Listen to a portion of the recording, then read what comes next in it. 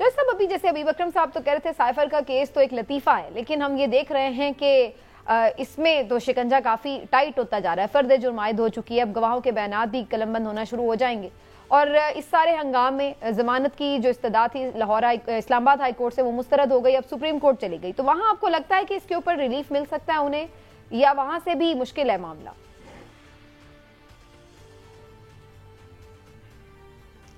देखिए, रिलीफ अगर supreme court से नहीं मिलेगा तो फिर तो ज़ाहिर है किसी और अदालत से तो मिल नहीं सकता।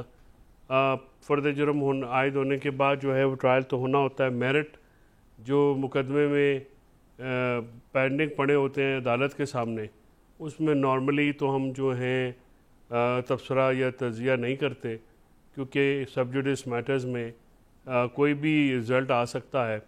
लेकिन जनरल बात अगर करें तो ये बात तो माननी पड़ेगी कि अगर खान साहब को नई सुप्रीम कोर्ट से ज़मानत मिलती तो फिर सुप्रीम कोर्ट को के ऊपर भी और एक सियासी क्योंकि मामला होता है तो फिर तनकीद भी होगी, और आखिरी अदालत है, उससे उम्मीद भी लगाई जाती है, बड़ी अदालत है, कि अगर यहाँ से रिलीफ नहीं मिलेगा तो कहाँ से रिलीफ मिलेगा। और ट्रायल जो है वो अदालत में आके तो अटेंड करते रहेंगे। तो मेरे ख्याल में तो ज़मानत, क्योंकि असद उमर साहब की ज़मानत हो गई थी, तो रूल ऑफ कंसिस्टेंसी के तहत वो नॉमिनेटेड थे, तीनों नॉमिनेटेड हैं, तो वो जो बेनिफिट था वो तो एक्सटेंड होना चाहिए था। और जो ज़मानत का फ़ैसला नीचे इस्लामाबाद हाई कोर्ट से आया बसद एहतराम, वो ज़मानत का फ़ैसला कम लग रहा है और ट्रायल के ऊपर असरअंदाज जो है शायद वो ज़्यादा हो जाए। तो लिहाजा ज़मानत के फ़ैसले जो है इस तरीके से नहीं दिए जाते कि क्या इसके मेरिट्स और डी मेरिट्स भी डिस्कस कर लिए जाएं, और बयान जो है 161 का वो भी उसमें उस पर रिलाई किया जाए, क्योंकि वो तो पुलिस का स्टडी में बयान होता है, उसकी अहमियत नहीं होती जब तक अदालत में ना रिकॉर्ड हो। तो इस किस्म के काफ़ी ज़्यादा वहाँ पे झोल हैं।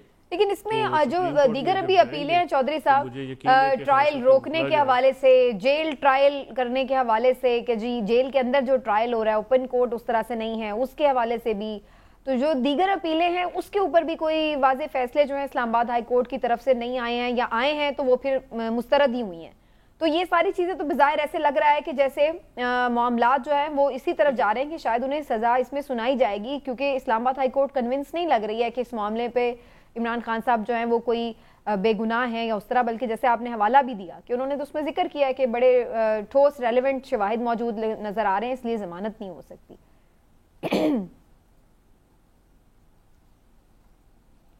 देखिए, बात यह है कि एक तो इंट्रा कोर्ट अपील आई है, तो आज मेरा ख्याल है उस पर आज नोटिस हुए हैं और 2 जजेस सुन रहे हैं। सिंगल बेंच के जो फैसले के ख़िलाफ़ जो अपील है उस पर जो है वो 2 जजेस बैठ के इसको सुन रहे हैं। और उसमें ओपन ट्रायल तो देखिए आर्टिकल 10A के तहत फेयर ट्रांसपेरेंट ट्रायल तो है, हर मुलज़म का हक होता है, ड्यू प्रोसेस उनका हक होता है, बुनियादी हक है।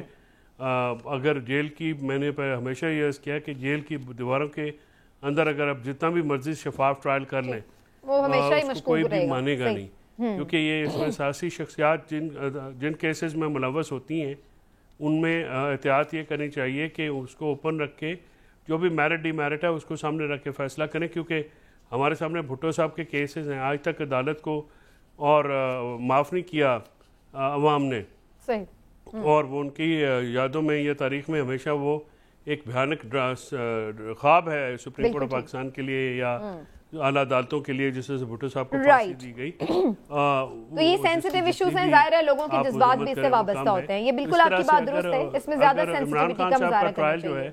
ठीक है, जो सब आपका पॉइंट तो बिल्कुल वैलिड है और आ भी गया बड़ी क्लैरिटी से। उसमें ट्रांसपेरेंसी और शफाफियत नहीं होगी तो फिर तो सवालात उठेंगे इसमें उठेंगे। लेकिन इमरान साहब, शाह महमूद कुरैशी साहब भी जेल में उनके साथ मौजूद हैं और एक आध दिन पहले खबर ये कि उनको तकलीफ भी हुई है पित्ते में, और फिर जज साहब ने इजाज़त भी दी कि उन्हें अस्पताल मुंतकिल किया जाए। अभी तक शायद किया नहीं गया, ज़रूरत नहीं महसूस हुई, लेकिन ये खबर आ रही थी। आपको क्या लग रहा है शाह महमूद कुरैशी साहब जो हैं वो कहाँ पर खड़े हैं? ये भी बाज़गश्त है कि उनके साथ बैकडोर मुज़ाकरात भी शुरू हो चुके हैं, तो आप समझते हैं कि शाह महमूद कुरैशी साहब मुश्किलात से निकालने के लिए कोई आगे स्टेप ले सकते हैं? इसमें शाह महमूद कुरैशी साहब के हवाले से ज़रूर मैं बात करता हूँ, लेकिन एक दो बातें मैं चौधरी साहब के हवाले से करना चाहता हूँ। चौधरी साहब जो फरमा रहे थे ना कि जेल के अंदर जेल की दीवारों के पीछे होने वाले फैसलों को कोई नहीं मानता, तो यहाँ तो सियासी जमातों का हाल ही है कि ये ओपन अदालतों में किए हुए फैसले नहीं मानते, तो उन जेल के अंदर से हो या बाहर, इन्हें तो फर्क जो खिलाफ फैसला आ जाता है वो कोई भी नहीं मानता। ये अपनी मर्जी के फैसले मानते हैं, जो अपनी मर्जी के ना हो, जो अपने खिलाफ हो, उसको ये मानते ही नहीं, उसको ये इंसाफ ही नहीं कहते। तो यहाँ ये भी तो अलमिया है ना। लेकिन सर वो अवामी तौर पे या आप और हमारे लिए अगर ओपन ट्रायल हो तो फिर उस पर बात करना आसान हो जाती है। बिल्कुल ठीक है। लेकिन दूसरी जो बात जो सब जो आप फरमा रहे थे ना कि अदालतों पे तनकीद होगी और इसमें मामला होगा, तो देखिए अदालतें जो है उन्होंने मेरिट पे फैसला करने होता है। ये नहीं हो सकता कि अदालतें इस डर से, इस खौफ से मरूब होके तो फैसले शुरू कर दें कि ओखो असि जमानत ना रही थे, तनकीद शुरू हो जाएगी, ओखो हमने जमानत ले ली तो लोग क्या कहेंगे। अदालतों ने तो मेरिट पे फैसला करना है। हाँ, मेरिट जरूर, इंसाफ जरूर जो है उसका नजर सिर्फ होना ही नहीं चाहिए। तो फिर वो उस अदालत का क्या करें जो खुद जज कह दे कि भाई हमने तो मेरिट पे फैसला दे दिया है लेकिन आपको फिर गिरफ्तार कर लिया जाएगा, लिहाजा आप प्रेस कॉन्फ्रेंस कर लें। तो उस अदालत का क्या करें? मैं बताता हूँ, मैं कहता हूँ उस अदालत का ये किया जाए कि बेहतर है कि वो जज साहब इस्तीफा दे दें।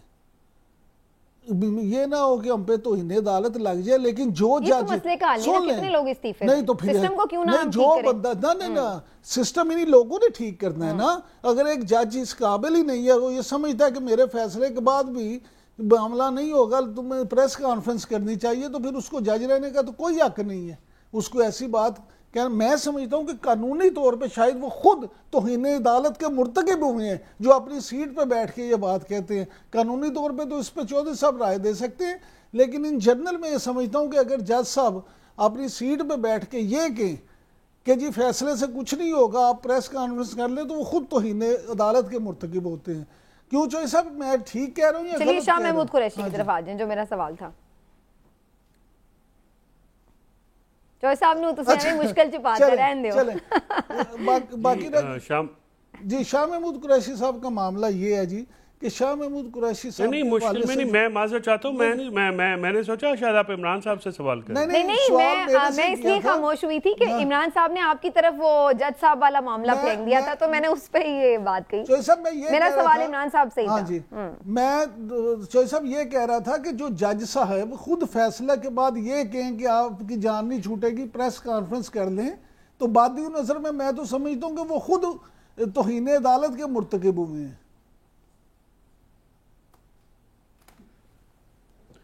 इमरान साहब, कोई भी जज जो है ज़ाहिर है उनको कमज़ोरी का मुजाहरा तो नहीं करना चाहिए। अगर फैसला दिया है तो फैसले के ऊपर डट के काम करना चाहिए। यही एक जो अमल है, आप देखिए ना, जो उमरता बंदयाल साहब का एक कितना बड़ा फैसला वो रद्दी की टोकरी की नज़र हो गया कि इतना आप क्योंकि अमल दरामद नहीं करा सके। अब कल बात करेंगे जी कुरैशी साहब के हवाले से, प्रोग्राम का वक्त खत्म हो गया। ठीक है चौधरी साहब।